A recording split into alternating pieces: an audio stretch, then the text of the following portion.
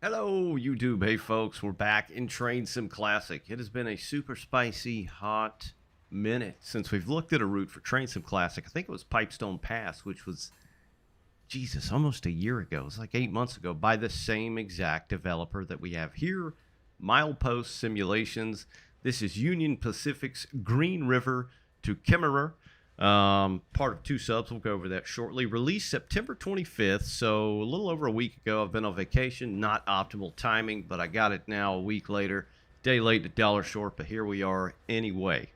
It's $39.99, like most Train Sim Classic wares. I'm sure it'll be on sale very soon. Again, by Milepost Simulations, the maker of Wasatch, Tennessee Pass, Shasta, Raton, and many, many more. Set in the 90s with 70-ish route miles. The stock included is the Dash 8, SD90 Mac, 40-2, 38-2, 7 scenarios, and quick drives.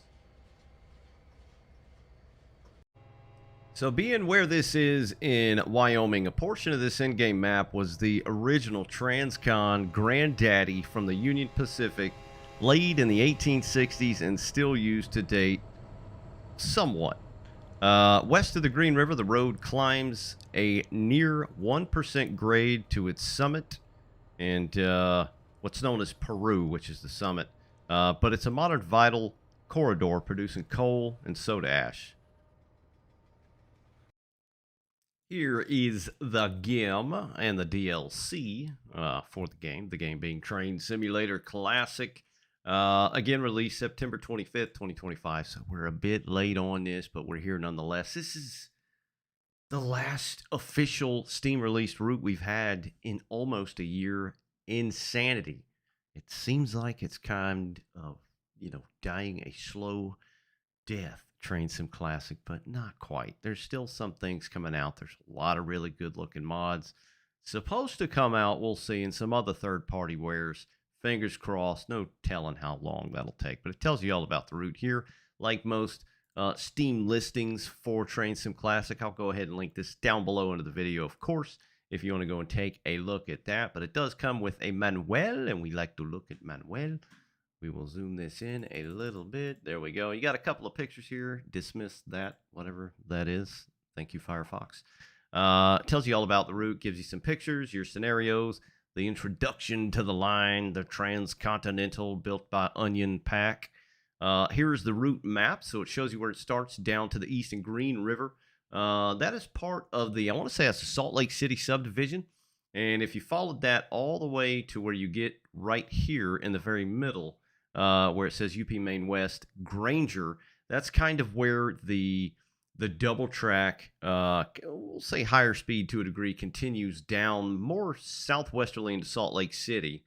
And we did have another route by the same developer that made this, the Wasatch Grade, set in the, was it like the 40s or the 50s or something like that, that is down that way as well. But this runs northwest out of Granger on a single track through some lovely kind of butte and valley country, up through Moxonutria, Opal, and Waterfall, all the way up to Kemmerer. This was all part of a, what was it, the Oregon, kind of Oregon short line, I can't remember, back in the day, but Union Pacific got it mainly for the coal that's up at Moyer Junction in the top left, at the, there's a big industrial lead back there with, coal mine, power plant, all kinds of stuff.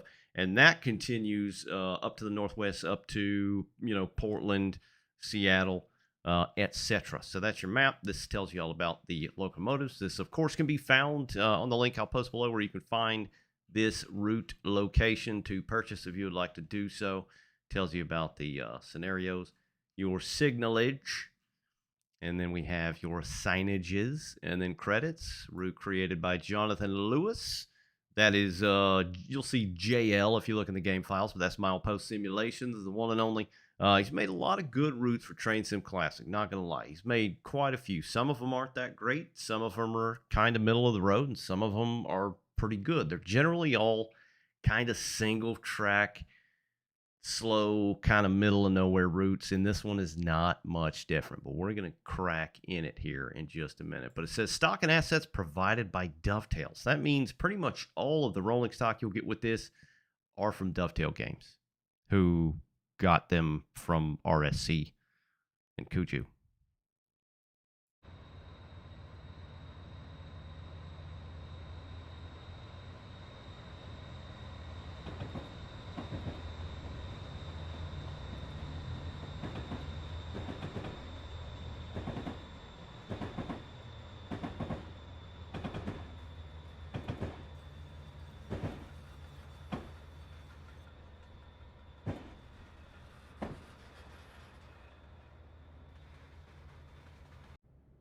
All right, then, folks, we're going to start in Green River, but first and foremost, we're going to take a look at the rolling stock. So the trains, the freight cars, everything that comes with the route. And sadly, yes, it's fairly common with trains, some classic North American stuff, especially. None of it is new. Now, there may be some reskins and some tweaks and things like that, but as you saw in the manual, it lists that rolling stock was provided by Dovetail Games. Now, what I will commend Milepost Simulations for in the past with a lot of their older routes, and he's got many. I mean, he's got to be 15, 16 routes, possibly. Maybe more. I'm just trying to think off the top of my head, but in some of the, the older routes he's done, is as recently as Tennessee Pass and the locomotive that was in that, he kind of made himself. Now, yes, it wasn't like fantastic study level, type stuff, but he had made an attempt, and we got, some new stock that wasn't kind of taken from anything else. And he has done that with a couple of routes. This case, it's all simply a lot of reskins and stuff that was taken from Dovetail Games, who Dovetail Games obviously got stuff from RSC and Cuju, the old rail simulator makers and purveyors of train sim things. So, a lot of us know by now, if you're new to Train Sim Classic, welcome. There might be one or two of you. This game is getting so long in the tooth. It's almost prehistoric at this point, but alas, here we are anyway. But a lot of a lot of these North American routes nowadays, it's like, the stock is an afterthought. And it sucks that it's like that. It really, really does. I agree with you. Firm handshake. But we're mainly here for the route. We know the route itself takes a lot of time to make. I'm sure this one no different than many other routes. The rolling stock obviously would be nice, some new stuff, and it too, I'm sure trying to skin some of the stuff takes time as well. But the main course here is obviously the route itself. But we'll start with the rolling stock and kind of get it out of the way. There's really nothing special here. I laid out all the rolling stock. We'll go ahead and take a look at that first. We've got our double stack well cars, which I don't know if these were taken from anything, but as you can tell, the model is not amazing. The texturing is not amazing. It does look somewhat fresh. The containers look okay. Sadly, there's no branding on any of them. I would love to see some branding on the containers, even if it's fake. Make like a fake FedEx container or China shipping or something like that. Whether it's marine or domestic type stuff, but maybe have like one letter off, you know what I mean? So it's not like the same company that you can get, a cease and desist and all that BS from. Just make it look like the real thing, but have like one letter off or something like that. That would be nice for these containers, because honestly, the containers themselves, I think, look pretty decent. I like the weathering on them. They look fine. The whales themselves are okay. They just look super flat. They have that like kind of paper mache look to them. There's no like real shading. The texturing isn't all that great. It's just this real flat look. But the containers themselves look okay. I did notice what looks to be like a mapping issue on here. So I don't know what's going on with that. Some of you more keen-eyed, train sim folks that dilly-dally in the editor and making stuff may know exactly what that is, but it's on all the containers. I don't think it's supposed to be any kind of like barcode or anything. It looks a bit funky, but that's your whales. We'll go down here to the Spain cars. I think we had these from Arizona Divide, the Seligman sub, which I personally am a fan of. The Seligman sub, or what's called Arizona Divide Train Sim Classic, came from Milepost Simulations, the same developer that made this route. I think these spine cars were in that as well, but again, we just get unbranded stuff on here. Now, people have made mods that you can get on the Train Sim community website that you know, knock these up to look a bit nicer, a bit more realistic. I can't remember all the brands that are on there, but it just adds a bit of color, looks more organic, more realistic. So maybe we'll see some mods for this, who knows. But I don't think those are new either. I think those are kind of taken from that. Then we have some old school flats, some piggies, so some trailer flats over here. These sumbitches are pretty old. You can tell by looking at them just right away that they're fairly ancient. Again, with the trailers on here, there's just nothing to them. They're all just blanks. It kind of sucks to see, but you know, alas, Train Sim Classic routes. It's pretty much about the routes nowadays.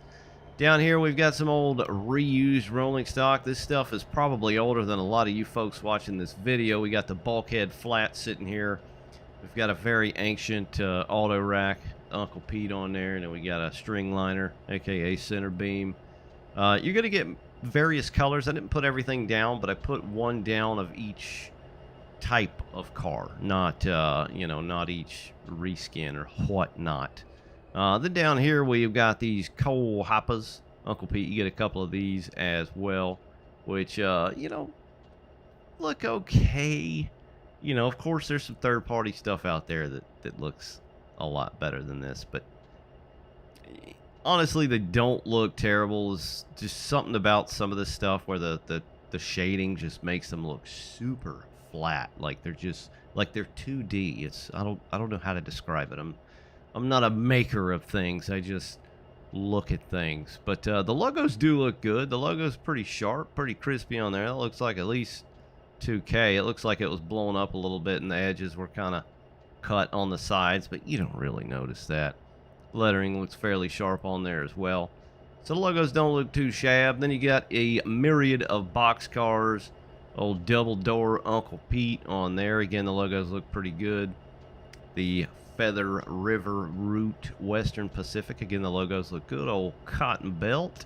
Hydro Cushion Southern Pacific. I think some of these were from, again, the same developer, Milepost Simulation, that made this. The Shasta Route, Northern California and Oregon. I think some of these were in that, possibly. But you got the Chicago and Northwestern are cheap and nothing wasted. This is like a highlighter yellow. I feel like it's a bit too bright, almost like a green hue to it. But again, that, you know, that logo is pretty sharp. I'm not mad about that logo. It looks all right, to be honest. And then we got another CNW down here, just the kind of light blue, sky blue, whatever the hell. Then we got your 3-bay soda ash. These are primarily what you'll see along the route, about halfway through the route in the map. We'll get there in a minute once we start, you know, getting to the map stuff and not the stock stuff. But center flow, 3-bay at the bottom. Old Uncle Pete 2-bay. Southern Pacific 3. Uncle Pete 2. We got a low side gone. Again, none of that new. Some of it reskinned. We've got Milepost's tankers again, and I'm not mad about these either. Like when you look at stuff that's released with Steam or on Steam, that's official through Dovetail Games, released on Steam, these are definitely some of the better tankers in my eyes, especially compared to some of the stuff that you see in the high iron packs by DTM, which look insane.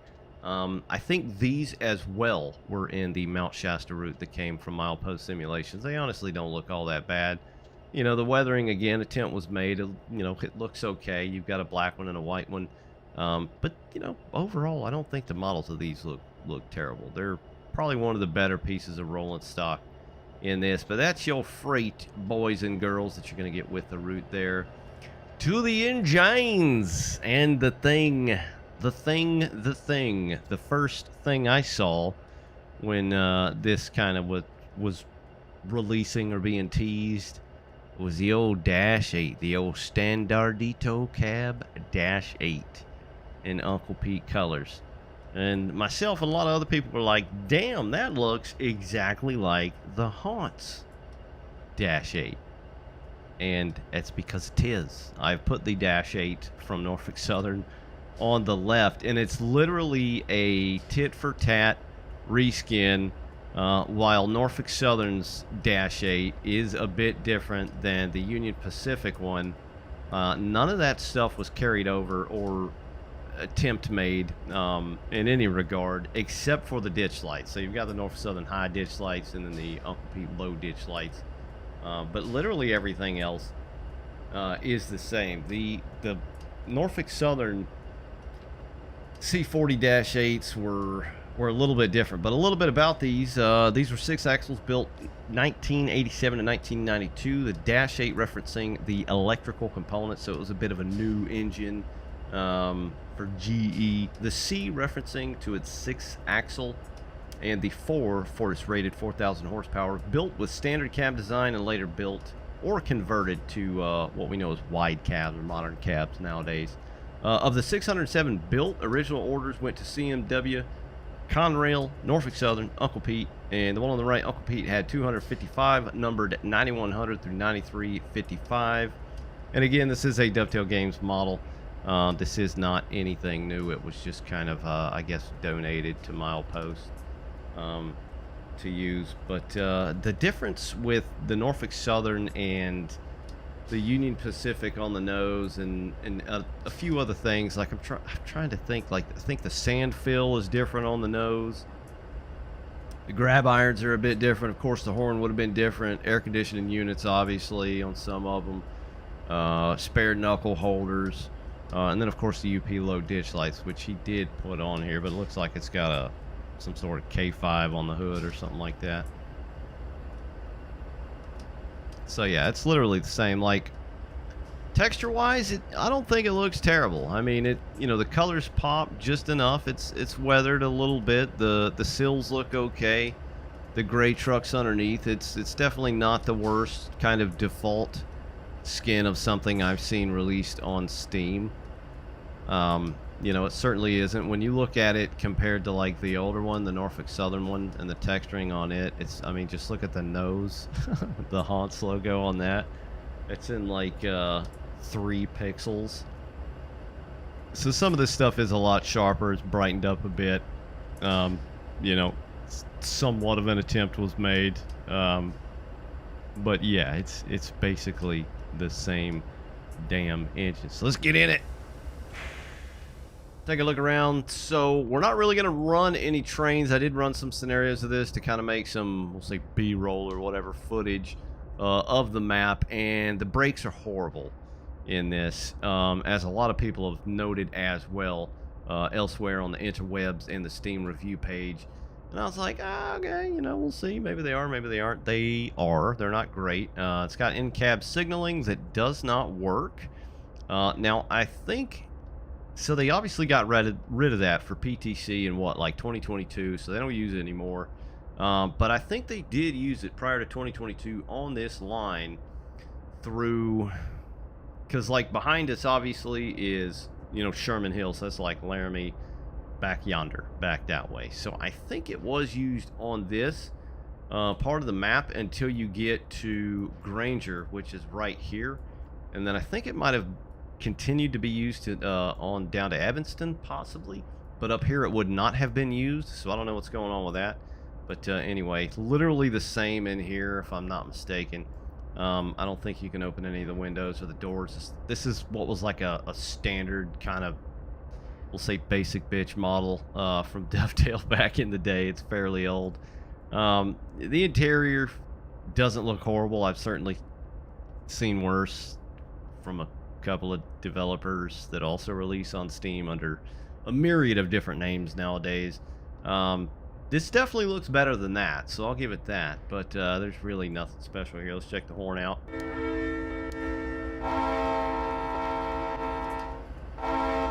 I guess that's supposed to be like a K5.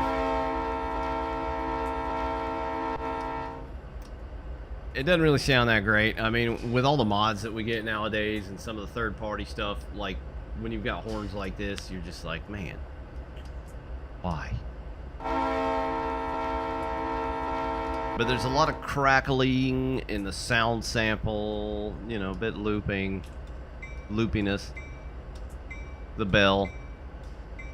The bell isn't terrible. Sounds like a steel. The audio on the bell to me sounds pretty clean. It's not the worst thing. We'll go inside and have a listen. Yeah, so I mean, it's just a basic, you know, Dash 9 that was taken from Dovetail. So, mental picture of the inside of this thing. We'll take a look at the Norfolk Southern one real quick. Same bell and Huron.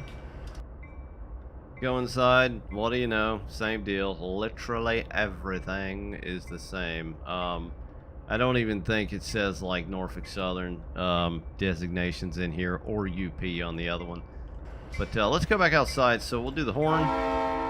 You got flashing ditches. Let's go back to the Uncle Pete model. Also flashing ditches.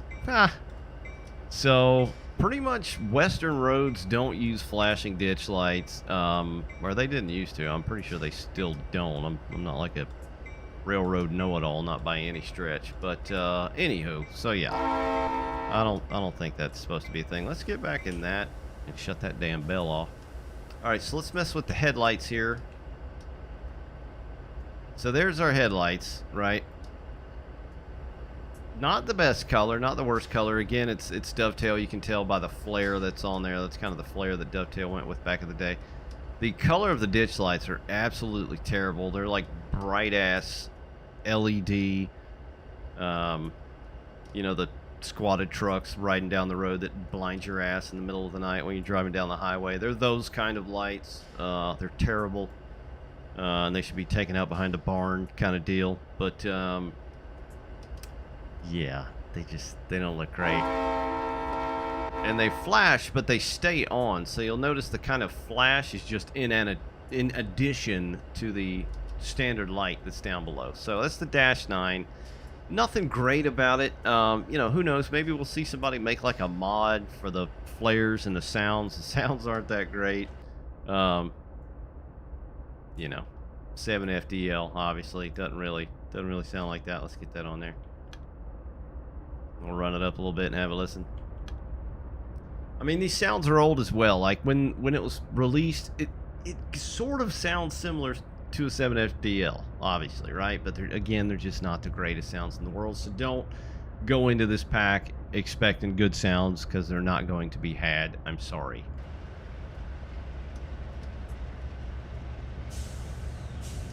You can barely hear it as well. I tried to put the other locomotives far enough away, but a 7FDL, when you hear that chug, you know what the hell it is, and it's very prominent. You're not really getting that here.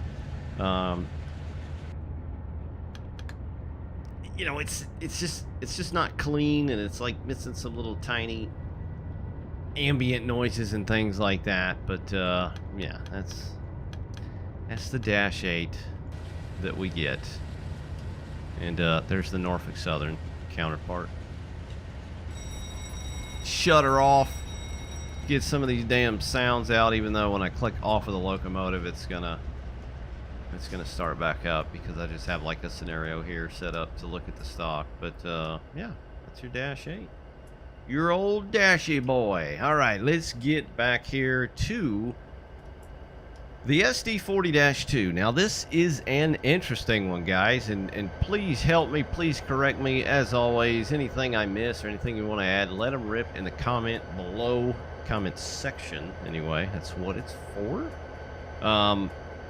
Something was done to this model. I don't know where he got this model. There's a couple of, you know, original Dash 2s floating around.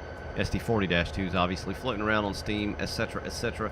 This one on the left is the Kuju Rail Simulator SD40-2, and it's old. It's got that like that picture, what's it called, picture texturing, kind of photo texturing thing. And you know, back in the day, I thought the kind of weathering on this looked all right. You know, the red turning to pink, and the sill, the stripe, the reflective stripes and bits kind of wearing out. But obviously some other parts are just not all that fantastic. But you know, back in the day, like it was okay. Again, it wasn't anything fantastic, but so this one's old as hell. That's the only one I could think of that maybe he grabbed and used. I do not know. Logos look about appropriate. You can tell the cab is a little bit different looking at the cab windows, but it's, you know, you're comparing two different models here from two different devs, so it's kind of hard to, like, I don't know, specifically look at things when both of the models are wrong. You know what I mean? So I don't know, but yeah, this is the thing that comes with the Root as well. The thing, it does have a different handbrake, as you can see there. The number boards are different as well. The logos look pretty much appropriate, as well as the font and the numbering. The color is a bit better, although I'd say it's a bit like gold maybe compared to that one back there. A bit more sheen on it. But noticeably the porch is tiny. You know, SD40-2s are known for having a pretty prominent back porch and front porches as well. Hell, why not? But it's a bit short. I don't know what it is, so I'll put them side by side so you can take a peek here. Now the model is different as well, I think, to a degree, so it may just be scaled down, but you can look at the porch on the old Kuju model up there, and it looks a bit more appropriate. I should have put down one of the damn Searchlight Simulation -2s, but alas, I did not. Didn't think of that until now. I could stop this and do that, but I'm lazy and I want to get this done. I've got other stuff to do. But yeah, fans aren't moving. The one on the old Kuju are the. I mean, the model doesn't look terrible. I think the scale's off. It's got some newer diamond plate. These cheese grater steps, those are different. I'd say the texturing on this one is not as good as the Dash 8 over there. You can see some kind of weird, I don't know if that's like a UV shading thing going on there. Not sure. But yeah, it doesn't look great. It's just... Well, let's go ahead and click on it, I guess. Let's try the horn. I think that's a K3. Sounds like a K3. Dude, I don't know, man. Is this... I don't know if this is like... Because I think DTM did a Dash 2 model as well for High Iron. Look at the... look how the striping or the shadow from that sill up there goes down the back wall here, the firewall, the cabinet wall. That's interesting. But you can tell this thing is old as hell, man. This thing is older than the hills.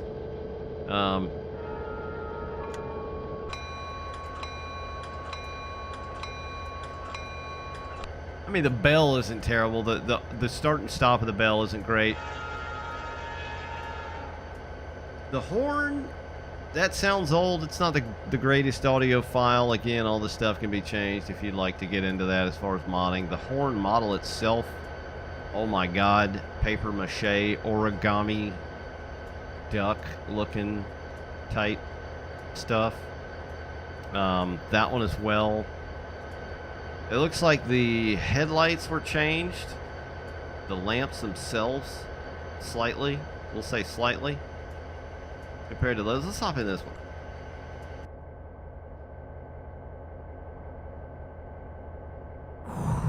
Good Lord above. Look how old this thing is, man. Holy ish. Yikers. Big yikers, bro. Okay, so maybe that's not it. Maybe it is it, and it was touched up. Maybe it's the DTM model, which we don't like to talk about that. But moving right along, and I'm not really going to go over the SD40-2 or the GP38-2 because, well, it's been done a bajillion times. It literally comes with every North American route ever made in the world. But here we do have the EMD SD90 Mac and Cheese. One of the largest single engine units built by EMD. The 90 Mac was built 95 to 99, I think. Almost 700 units featuring 6,000 horsepowers, radial steer trucks, AC traction, isolated safety cabs, 710G prime mover, that sexy womp womp. Not in this case, but you know, in real life and other mods, free mods. UP owned over 300 of these, numbered 8,000 to 8309. Now this is a repo model, so again, this is not new. Repo, another purveyor of things for North American train sim. Think Amtrak E60, AEM7, and that's all I can come up with at the moment. Post vacation brain fog. He's done a bunch of other stuff, and probably some of the better stuff for North American train sim Steam released content. We'll put it like that. I don't think the model is horrible. The axles look weird. The wheels, the steel wheels, look strange. I mean, the model itself looks okay. I feel like the nose looks a bit disproportionate, but these were big chunguses for sure. But I don't have this standalone model. So when Granger Shartland came out, they sold this separately to try to get you to do like a bundle gruesome twosome type deal, because it had scenarios that ran on Granger Shartland, which is probably one of the worst North American routes in Train Sim Classic to date. And I hate that route, and I was not going to run anything on it, and therefore I didn't buy this. And yeah, I don't know. I don't really have any excuses. That's just it. But yeah, 90 Mac. It you know, it's not the worst thing out here, but again, it's reused. Now, if you look on Steam, it says by Dovetail Games, but it was actually done by Repo, kind of like the what was it, the AC-44 that came out for Tehachapi from Dovetail a couple of years ago. Same deal. It says Dovetail Games, but it was actually Repo, Ricardo Rivera, that did the model and all that good stuff. Well, let's click on this sumbitch. Get rid of all that crap. Everything on the inside looks exactly the same. Again, not the worst interior. It's an interior. Let's try the horn.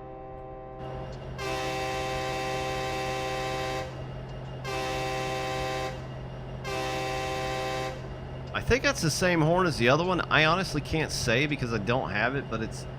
So it looks like a K3 model, right? On top, but it almost sounds like a hybrid of a K3 and a K5.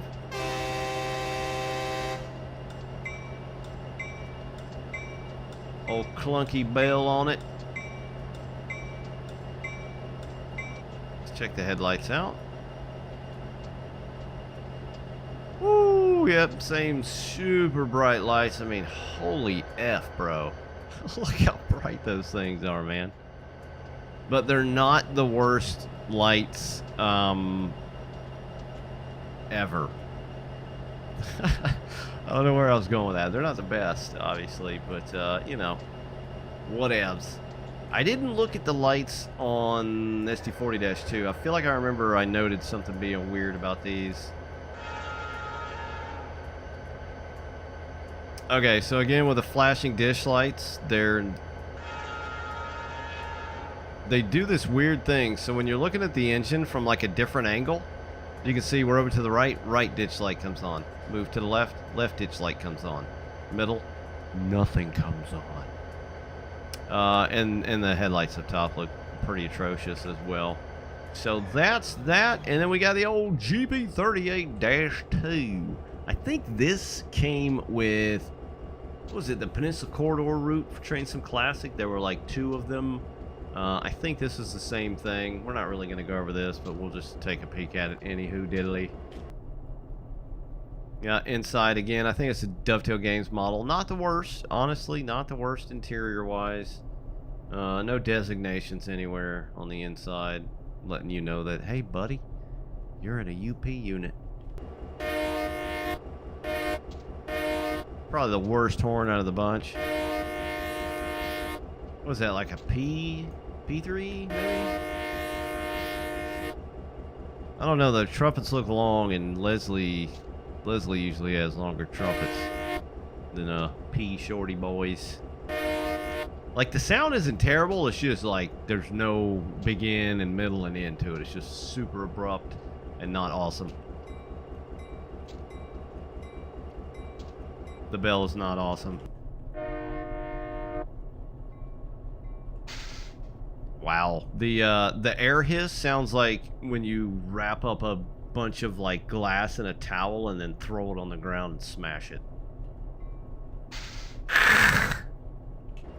But yeah, I mean, the rolling stock, I could sit here and shit all over it, but I'm not gonna. Just a little smattering, just a tiny bit. But it, you know, whatever. Like, if you don't have the 90 Mac, you know, you'll get it as part of this, so you could look at it like a savings there. Same with a Dash 8. Yeah, that's the rolling stock, guys. All right, then, gang, we are going to look at the map. Welcome to wonderful Wyoming. Southwest Wyoming, and there's one of my dogs flapping their giant Dumbo ears once again into the microphone. Thank you. So that way is Laramie, part of Sherman Hill, Union Pacific Zone, and this is the city of Green River. Not to be confused with Creedence Clearwater Revival's Green River, because there's actually a couple of Green Rivers in the States. Was CCR singing about the Wyoming Green River? I don't know. I don't think so. But anywho, this is facing west, the direction we are going, and I'm going to try and keep this short and sweet, guys. I know I say that every time, but I find something, I'm like, oh, I need to look at that. This is like a high desert kind of butte country. It's just a lot of dry mountains and buttes, a lot of sage, sagebrush, stuff like that. Not super scenic, at least this portion from what I have seen. The track work looks okay. Not Milepost Simulations' best track work.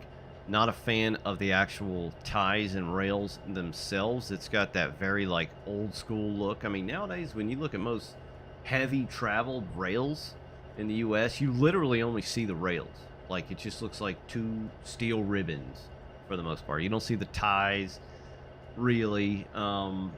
You know, I don't know. Again, maybe somebody will make a track mod, the LPM track mod for this at some point.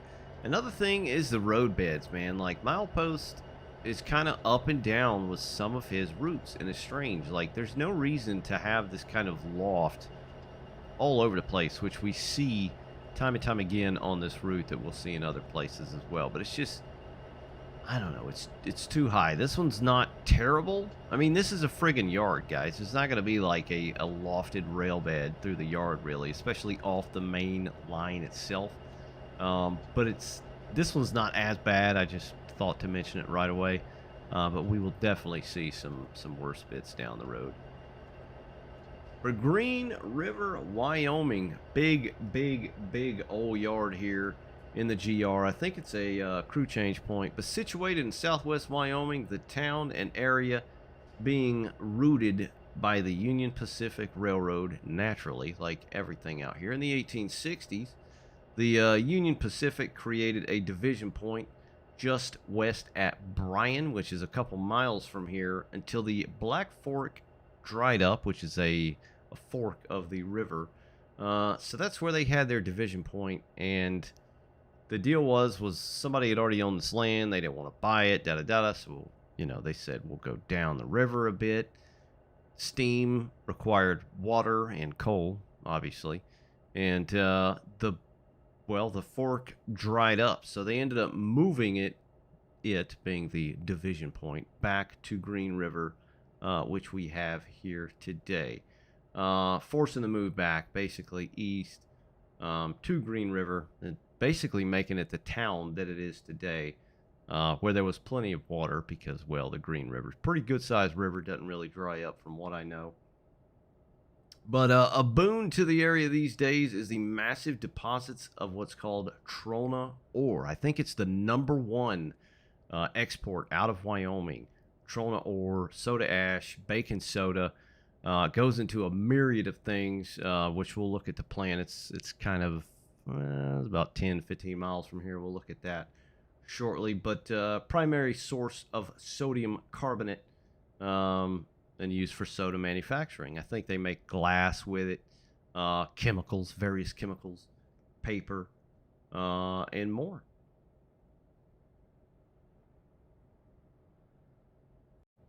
So in Green River is obviously the home to the Green River Depot. This current structure was built in 1910, serving the Union Pacific naturally. And the Amtrak Pioneer, which no longer comes through here, as far as I know, being its last passenger train in this area, I think in the mid 90s. The building is basically now defunct. I don't think there's anything going on in there. I believe the town and the local area of whatever historians or something or other are trying to raise money to restore it to its former glory and things like that. But it is a an interesting building nonetheless, and one of few genuine made assets for the route. And it's interesting. It's a very large building. It honestly doesn't look terrible. It's a pretty nice looking modeled building for the game. What's interesting about it is it's got the tower for the freight yard here up top on the roof, which is kind of cool. So that's a very unique thing for this. You got a little door over here. Take a peek inside. There's nothing there. Go down, nothing there as well. But a pretty good sized building. Big prominent columns. The number one thing that stood out in the area, you've got this little pedestrian tunnel as well back to the city back here. But Green River, Wyoming, the largest city on the map for sure. It's dotted around by the town, obviously behind it, and you've got some neighborhoods and houses and things like that. Some of the big ass yard lights up here. I don't know if those are new. I don't think they are. Couple of tanks, like a fueling tank and things like that. They've got a fueling rack there. You've got a sander over there, or a sander refill. Here's the town itself. You'll note a lot of this kind of redone city look, and buildings reused over and over again. This is the world's tallest curb right here. You definitely don't want to hit that sumbitch with your car, because that would destroy your steering rack. But again, like, just looking around this general area, I feel like this should have been one of the main points of, we'll say, decoration for the route itself, because it's an anchor point. It's a main city on the map, and it just looks super bland. The patterning of the concrete down here on the platform, there's just kind of no trash, no clutter anywhere. It needs more. You need some weeds and brushes and shrub out in the yard in various places. Like right in here, this little kind of green space, there's no grass. It's just these very specifically placed pine type trees. It looks unfinished. And a lot of milepost routes don't look unfinished like this. They look a bit more organic and lived in. You've got this old pedestrian bridge. I don't know if this is open to date, but it used to be open anyway. But you can walk across the yard, which is pretty neat. You've got some car shops over here that the Union Pacific uses for the line running through here. And again, there's just not a whole lot of stuff. You just need like clutter around here, man. Not the couple of barrels and pipes and things like that you see on the average North American route. I don't know. Something about this just seems like it was rushed. Not a lot of detail, which sucks. It's a pretty good sized yard.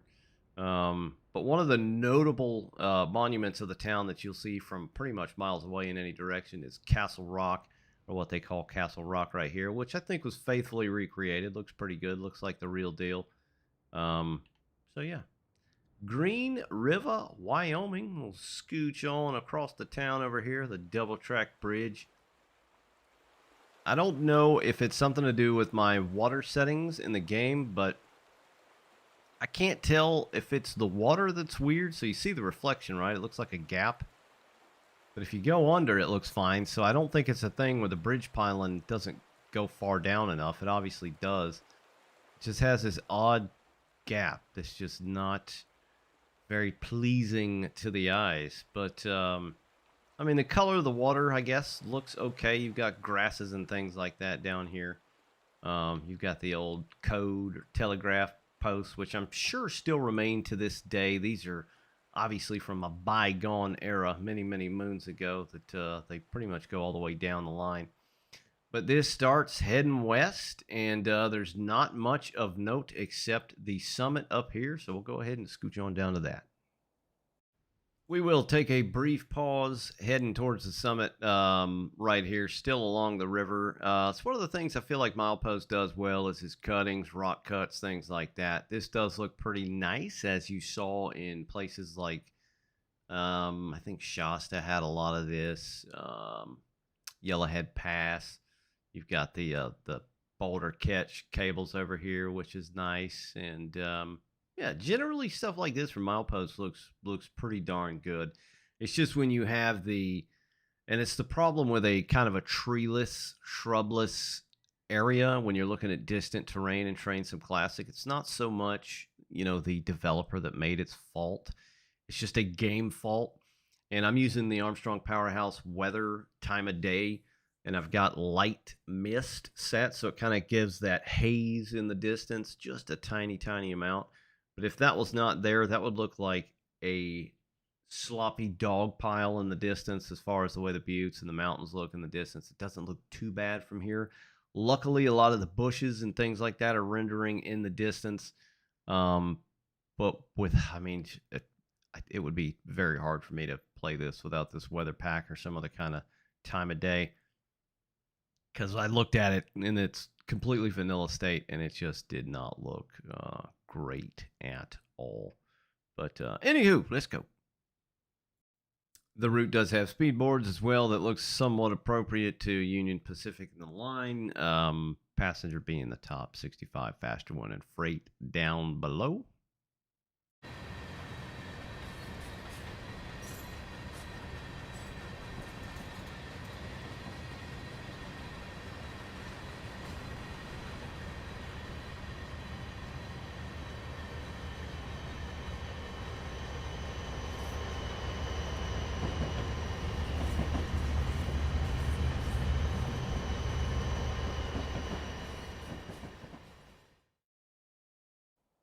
All right, we are at Peru. This is about halfway to Granger, where it turns into the Pocatello sub. But this is a nice area. This is a very good-looking area. You've got the oil, or what are those, propane oil, to keep the greasers, the flangers, the things that move basically down here in the middle of harsh frozen winters up here in Wyoming. Keeps them lubed up and warm so they keep moving as they should, as you'll see a lot of cold, temperature type places.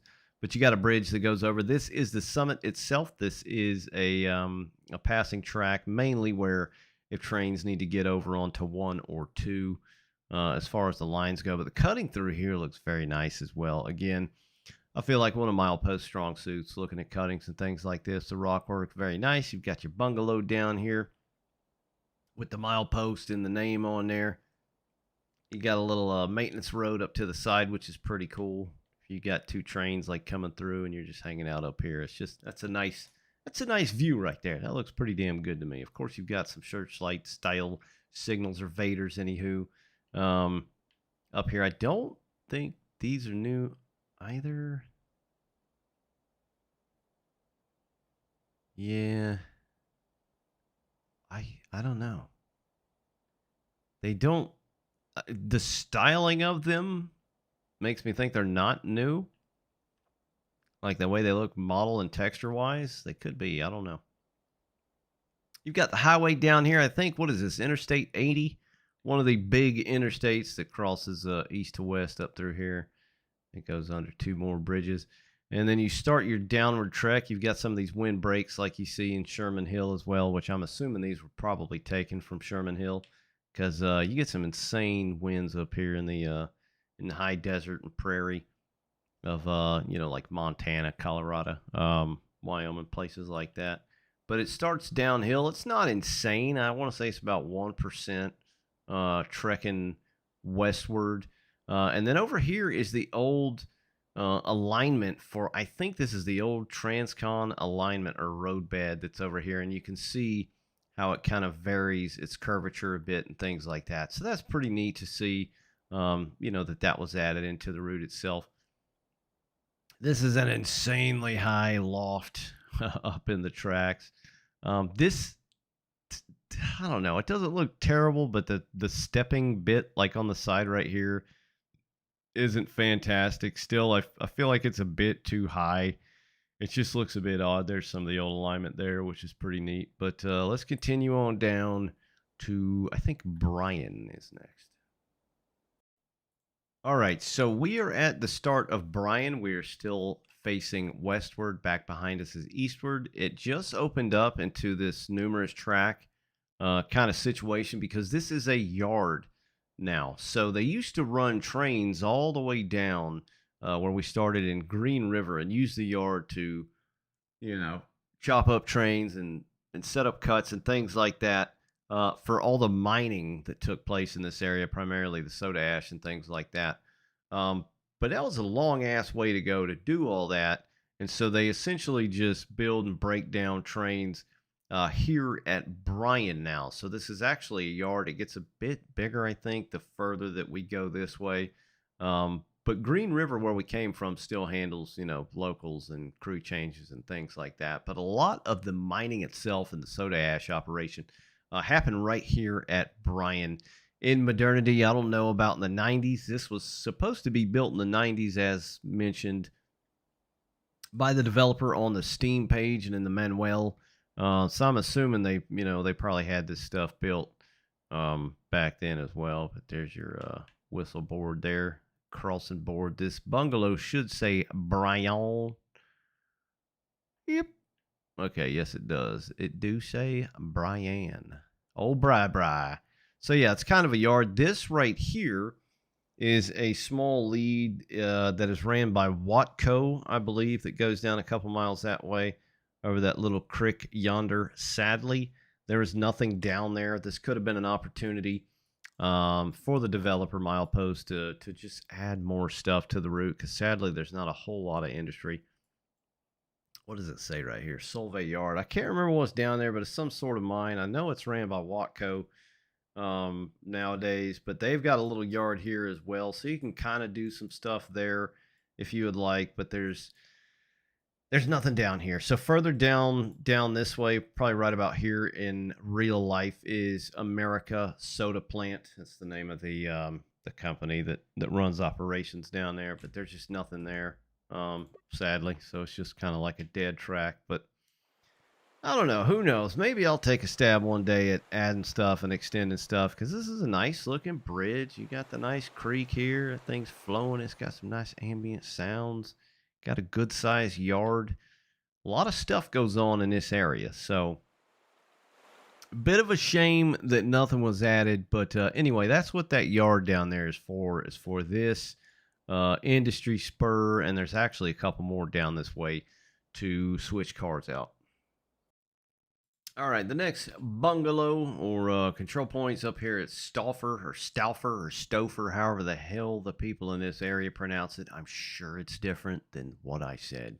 People love to point that out. But again, there's nothing going on here, just the industrial lead here. There are industries up there. I don't know what's up there. Rhone, Polonex, Spurs, some kind of mining, obviously. Like I said, a lot of soda ash in this area. And there's another one down here, which we'll scooch on down to. These are just kind of missed out opportunities on the map, because I mean, a lot of milepost maps are just kind of middle of nowhere, nothing going on. I'd say more scenic, I don't know. But this would have been a great opportunity to add a lot of industries, just to make this a lot more busier, a lot more I don't know, scenario creation and things like that. But you've got the old bridge here next to the new bridge, which is pretty cool. I do like that. That's very cleanly placed.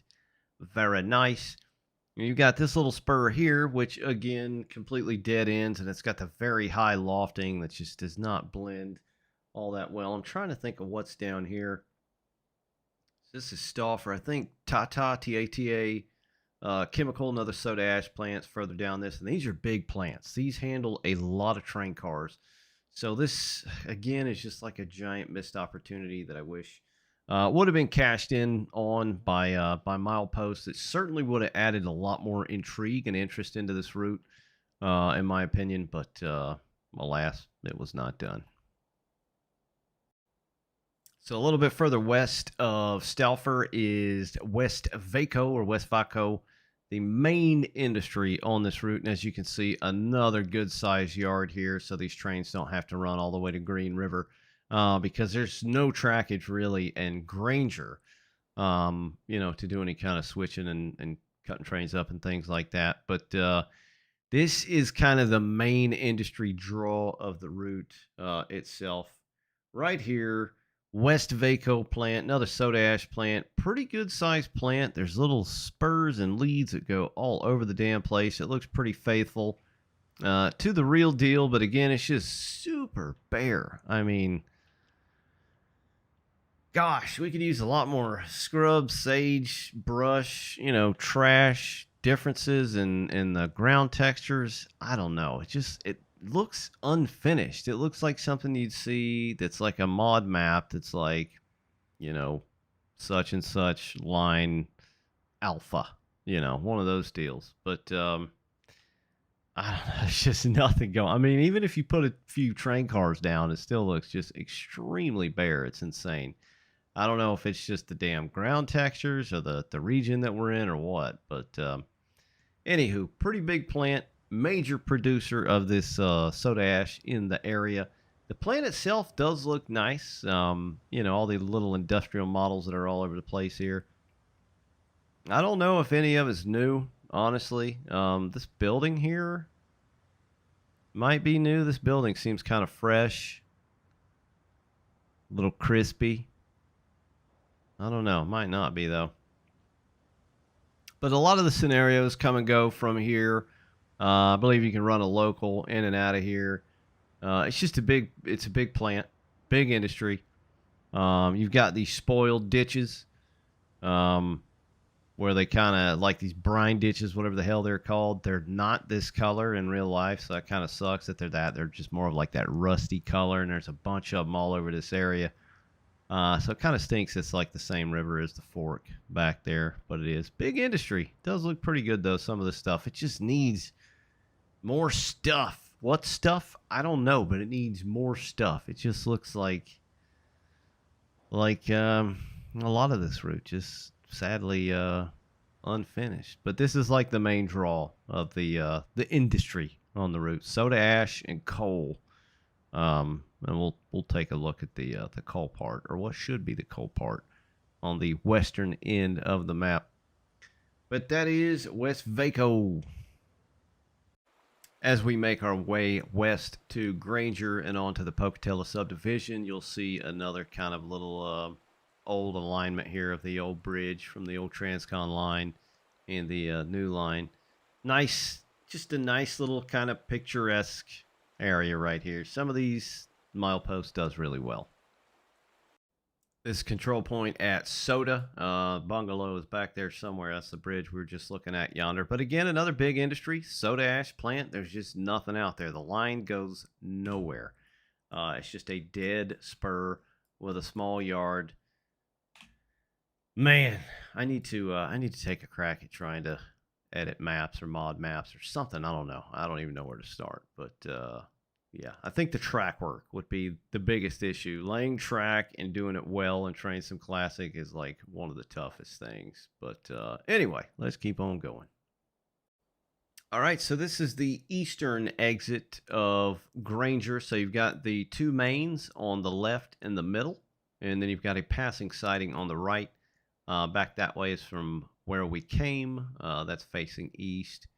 This is facing west. Something I noticed about these signal bridges as well is I don't recall seeing these in anything else.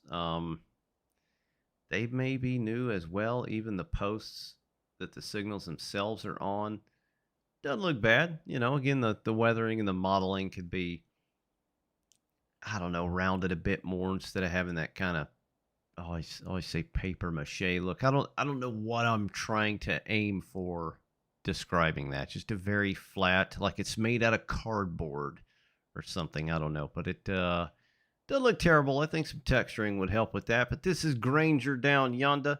The speed changes because there is a big old curve up here as we get into town, which is this is a pretty neat historical area as well. Let's go ahead and skip down there. It's pretty long. All right, guys, we made it to Granger, Wyoming. The well, there's kind of a lot and not a whole lot about this town. It's an interesting town. It's a town basically at the confluence of the Black Fork and Hams Fork rivers, and the original crossroads of the historical Oregon Trail that pretty much everyone knows of, and the Overland Stage Trail, a vital stagecoach station in the mid 1800s, pre-railroad, and part of the Pony Express route, and finally became a stop on the Union Pacific Railroad in 1868. Now, down here to the right a little bit is the modern day subdivision split between the Salt Lake City sub, which we're currently on, which will continue southwest, and then the single track, which goes, northwest.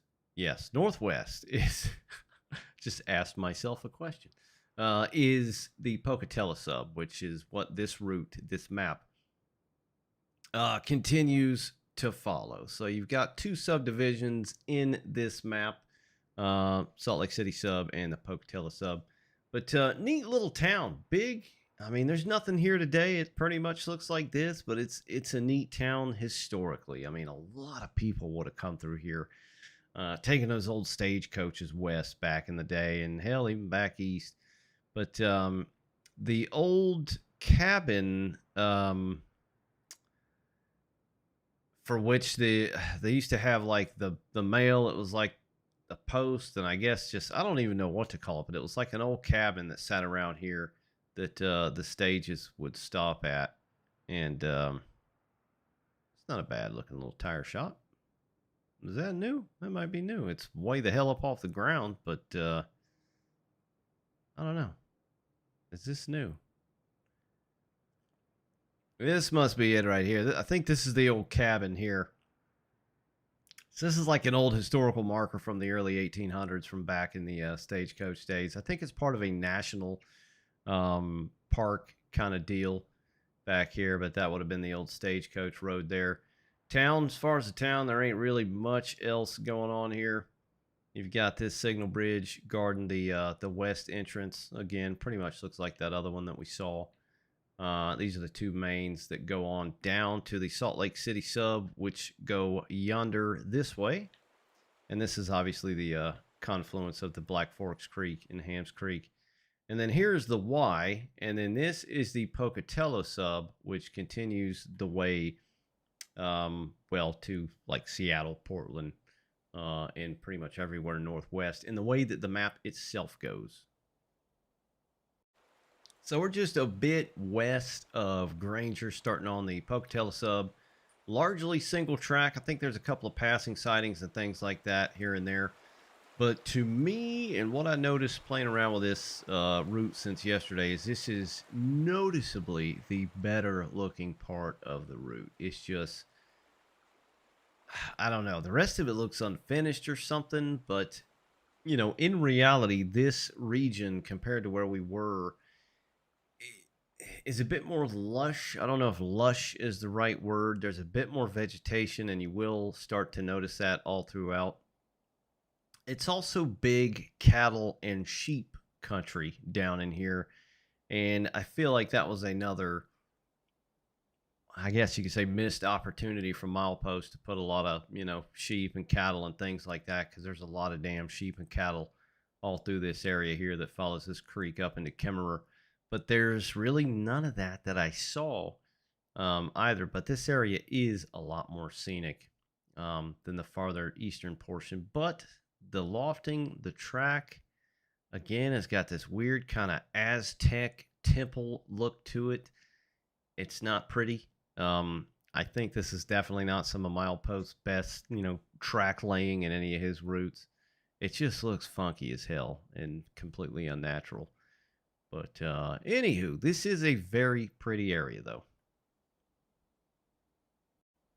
This is the next control point, Moxa, which I believe has got a passing sighting here, complete with signals guarding the track. Looks like a little rip track there, something to run around, but they're pretty lengthy. I mean, nowadays, especially big ass stack trains and coal trains and things like that come through here. So naturally, they would be several miles long. This one is no exception, but there's really nothing else to Moxa. And so, in that regard, we'll keep on moving.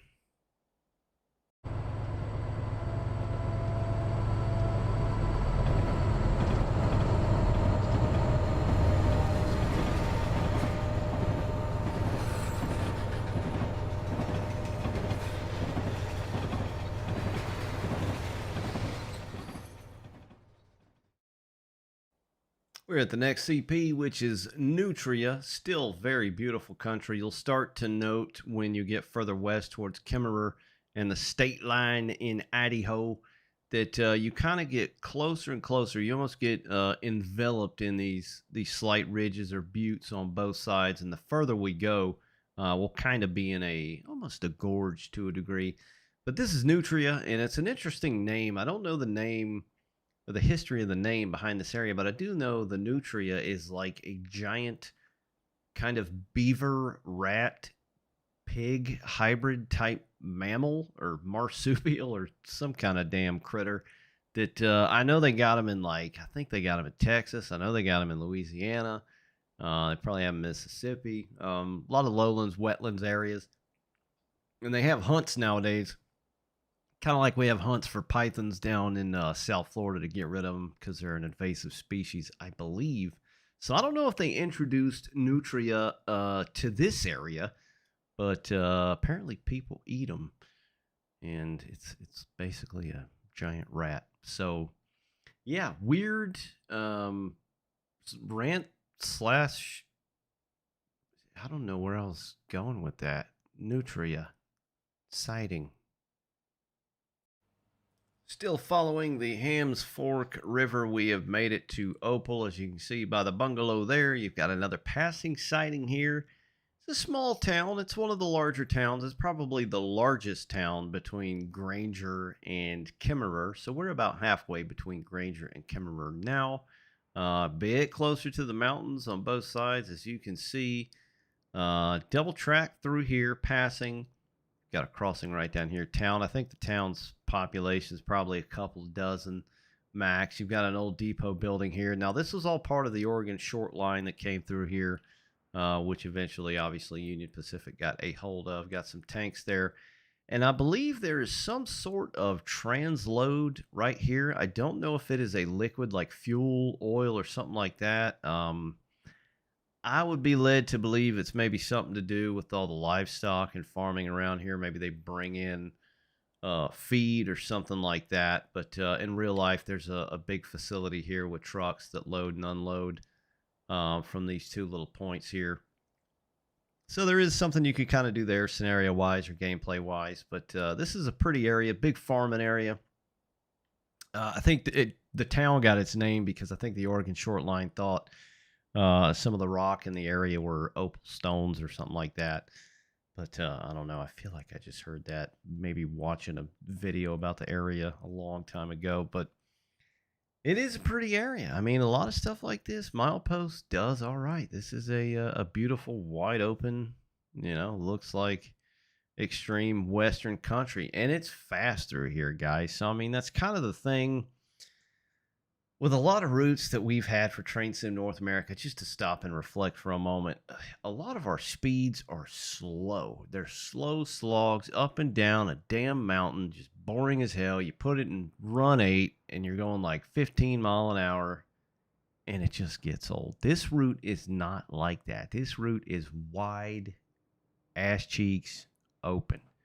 Just balls to the wall, gripping it and ripping it through here. Even this portion of the Pocatello sub until you get up near Waterfall, which is the next control point, which it gets a bit more twisty. But here, all the way down to Green River, is just fast as hell. So you can run anything, through here, obviously within reason or whatever. You can run the damn big boy down there as it did, from I think Granger to Green River if you'd like. That'd be pretty damn cool. It looks special in here, but it's fast, guys. So that's kind of cool about this route. Even like Shasta, for example, it's a lovely route, but it's not super fast. I like the Arizona Divide.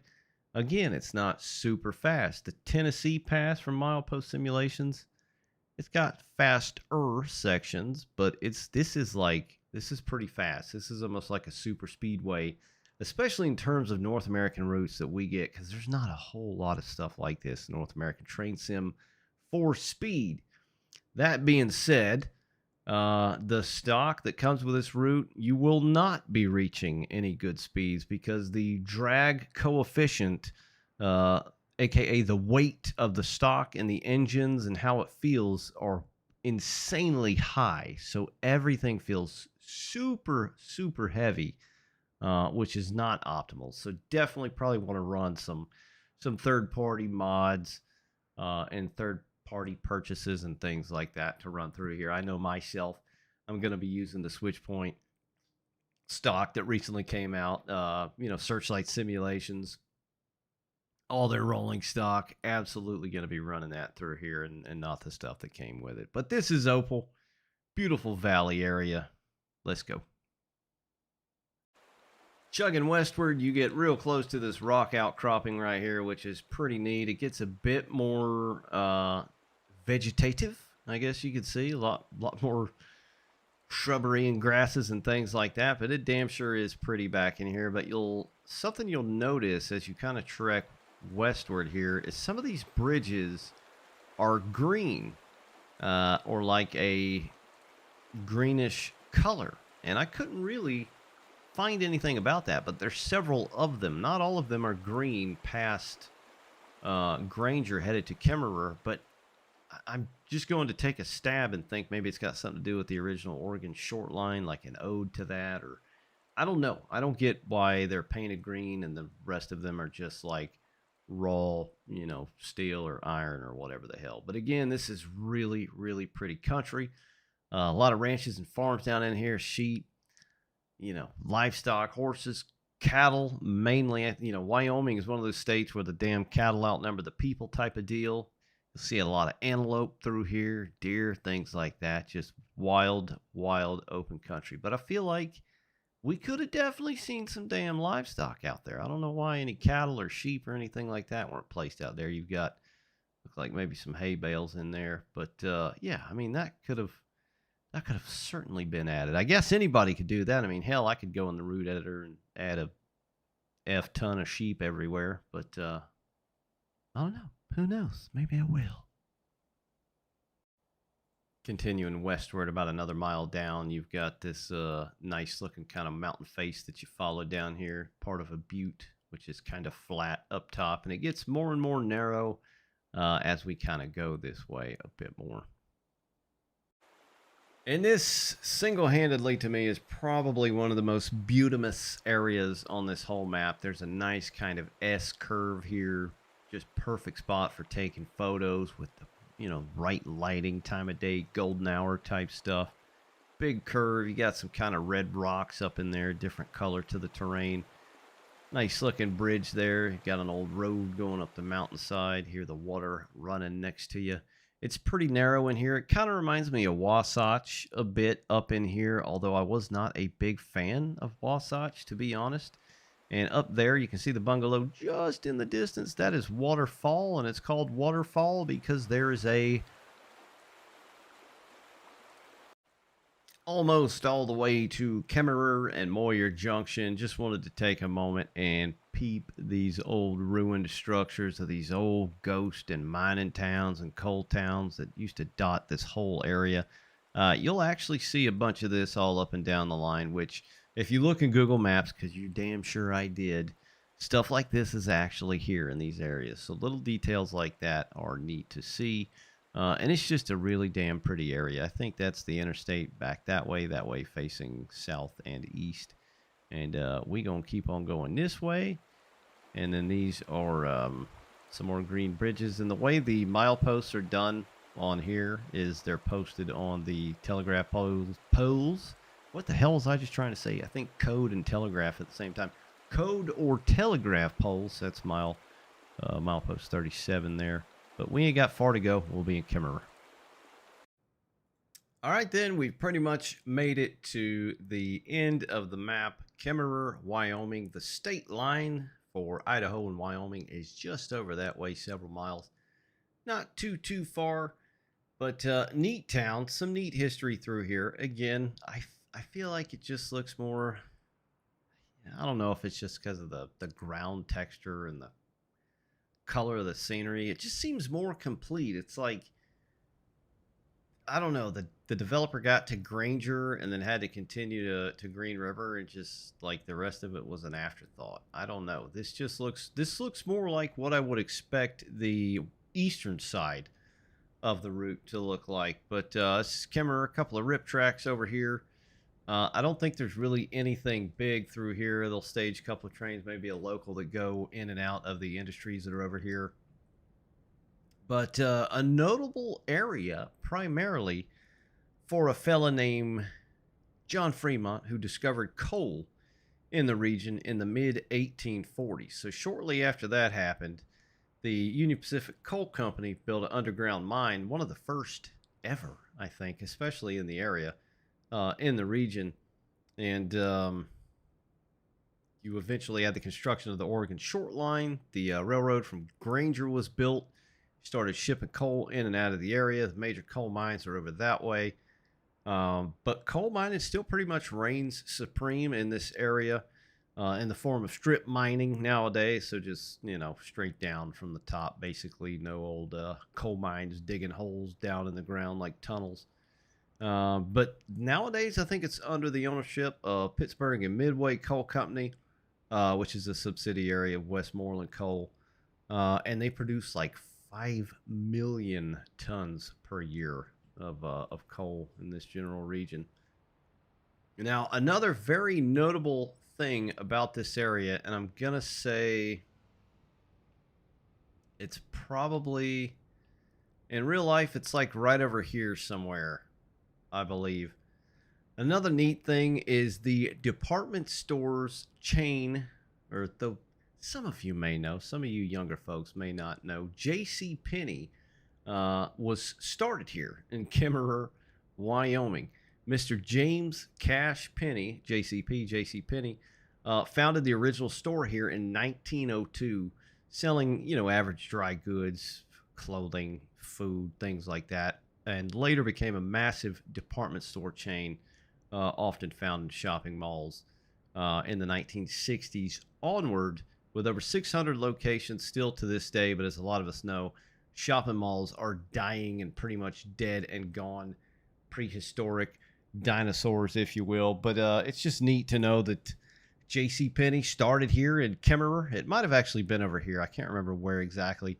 But it's just an old square, like 2-story building, and the guy's house, the original J.C. Penney house, the guy lived like back here somewhere.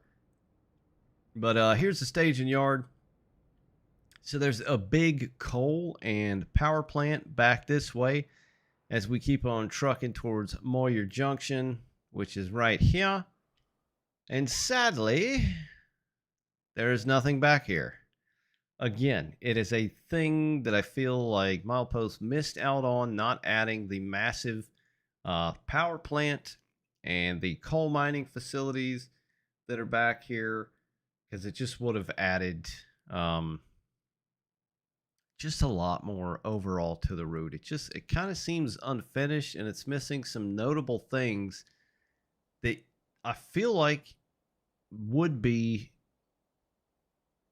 in the map to make it complete, and they're just not. It's funky. It's like, I remember when this route was being teased, you know, and it seemed like, you know, Milepost was rolling, getting stuff done, teasing, and then there was a big break, and you didn't hear anything about this route. And then all of a sudden, boom, it's ready. So I don't know if he was rushed. I know with his last route before this one, he said he was pretty much done with Train Sim Classic, and then alas, we had this route. And I know like High Iron Simulations and DTM are going to start making crap for Train Sim World. I'm assuming maybe Milepost is going to try and start doing the same thing, which if they got to get used to the Unreal Engine, I mean, Jesus. High Iron Simulations has been teasing this reskin pack for like 5 years now for Train Sim World. They literally tease picture after picture of a Santa Fe painted engine, and that's it. There's nothing else. They're making scenarios and reskins, and it's taken them this long because they're learning to use Unreal, and, you know, DTM is trying to skin things, and I guess Bear is trying to make scenarios and stuff like that. So, God, if they start going to Train Sim World, we're really not going to see anything, which is kind of sad. So I hope they don't stop making stuff, because especially Milepost, some of the best North American routes we have are from Milepost, and you know, the old days from like G Tracks and Wayne Campbell and people like that. You know, pre High Iron. High Iron is like the Dollar General of you know, North American train routes, and it kind of sucks. We need some more like legit builders, you know. I don't know, just my 2 cents. Just my 2 JC pennies. Yeah, that was stupid, I know. But anyway, Green River to Kemmerer. It's okay. It's not bad. I definitely wouldn't pay full price. Kind of sad that I did. But here we are anyway. On sale for sure. If you use mods and you've got Searchlights, Union Pacific, or any of their SD42s, or any of the, you know, myriad of mods out there, Union Pacific stuff and rolling stock you can use, absolutely. I mean, this is wide ass open country, 70 mile an hour, screaming engines, hauling coal, intermodal, you know, hoppers full of soda ash and whatnot. But that is it, guys. Sorry it is late, but that's it. The Green River route for Train Simulator. Hopefully we'll see you next time, guys. Take care. Bye.